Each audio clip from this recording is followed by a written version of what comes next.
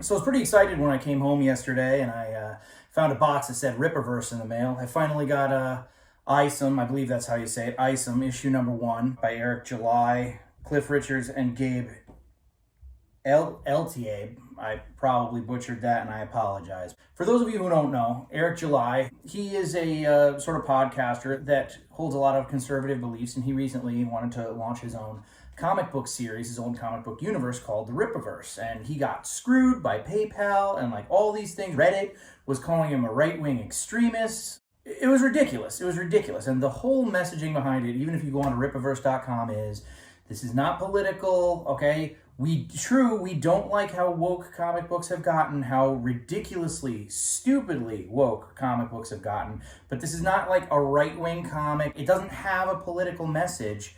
It's just supposed to be superheroes for the sake of being superheroes.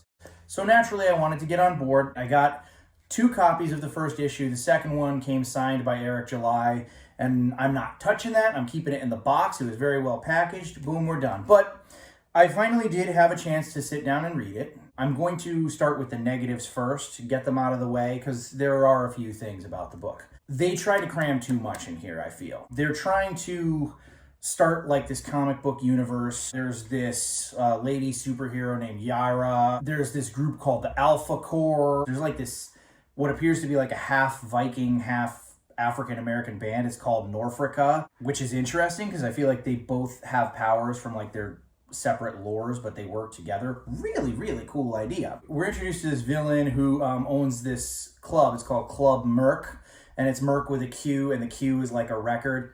Very, very cool idea, all right? But there's just like all this stuff going on. And the way it kind of jumps between things, it tends to get very confusing. Also, the way that the frames are set up. There's a part in the book where Yaira is fighting the Alpha Corps, and like they just like show up, like no context for anything. She's literally in the middle of fighting the police, and like here's the police shooting at her in one frame, and then next frame it's like a downward angle of somebody punching her in the air, and it's just, and they're wearing a helmet, and it's like, wait, okay, so does the SWAT team have superpowers? And then you follow the frames, and it's like, oh, these guys are just here, okay. The other thing is that they introduce all these ideas that they kind of don't follow through with. Like, for example, when we first see Yaira, she's fighting with the Alpha Corps, and then when Yaira and Isom meet, they are both basically like thrown in the air and they collide with one another. And then they start fighting and the Alpha Corps is just gone. I mean, like they're still there. You see it at like in a later frame,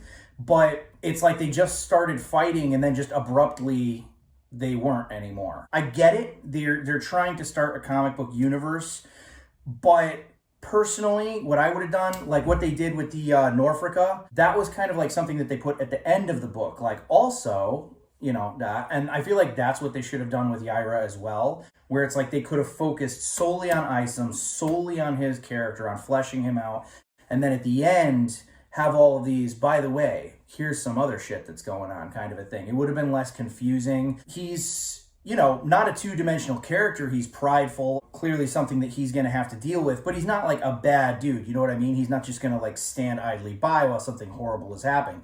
The villain so far is a little bit generic, but, you know, it's the first freaking issue. They can't really get into the meat and potatoes of it yet. I wish that we'd known a little bit more about his past, but my money says that they're going to go into that a little bit more as the comic book come by. The final criticism that I have is that there's a lot of like characters, the way they talk to each other, it's a little unnatural in parts because it's like exposition dumps. And there are certain parts of the book where I feel like instead of doing that, it would have been better to just have like the narration box at the top to, you know, to show their inner monologue or to explain to the audience what's happening. That's how comics move so fast. But in certain parts, a lot of what would have been that was put into the dialogue, and it just comes off a little awkward. Like I said, I wanted to get that out of the way. It's not a perfect book. That being said, paint me intrigued. There are some really cool ideas in here. First of all, for a first issue, it's 98 pages. Look at that. It's like a graphic novel, and it is so sturdy. I mean, like the pages are. This is a sturdy ass book. The artwork is gorgeous. A lot of love went into this, and that's very apparent to me. And even like right in the beginning, there's an opening basically saying, hey, you know, we appreciate your business, and you know, we're saddened by what comic books have become these days, and this is a gift to you for all the comic book fans who miss superheroes. It is a love letter to fans, and that's why, like, even despite all of its flaws, it's very difficult to...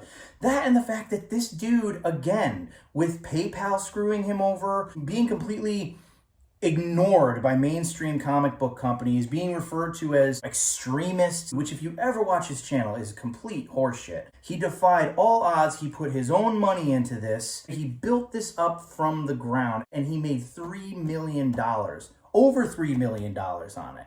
He defied all expectations, and that's something to be said. And we do need to start giving more attention to alternatives like this, because stuff like this is the future. And even though the comic book is a little choppy, it doesn't reveal all that much. I'm intrigued to know more. They have all the time in the world to really find their footing. They have all the time in the world to flesh things out. Maybe by issue 5, I'll be sort of like, oh, okay, I have a better idea of everything that's going on now. Okay. Plus, he's coming out with, like, you know, a Yaira comic book. I really hope I'm pronouncing these superheroes' names right. But yeah, there's supposed to be like a first issue of Yaira coming out soon. Issue 2 of Isom's coming out soon.